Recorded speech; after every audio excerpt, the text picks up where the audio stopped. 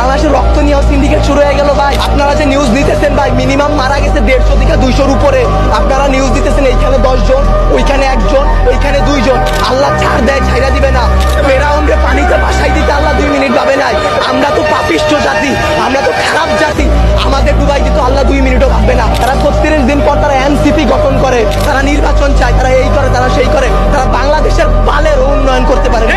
জুলাই অভিশপ্ত না, অভিশপ্ত বাংলাদেশের রাজনীতি। বাংলাদেশের রাজনীতি নিয়ে যে বলবো ভাই, এখন বলবো, কালকে হয়তো আমার বাবা মা আমারে খুঁজে পাবে না। আমরা উপদেষ্টা আনাইছি, আমরা ইউসুফের সরকার বানাইছি, আমরা সেনাবাহিনীর হাতে সরকার দিছি। আপনাদের বলা আর এই যে নিজের গালে নিচে এইভাবে থাপ্পড় দেওয়া ভাই, সেম কথা। বাংলাদেশে জন্মগ্রহণ করে আমরা করছি জীবন সবচেয়ে বড় ভুল, আমাদের বাপ মা করছে ভুল।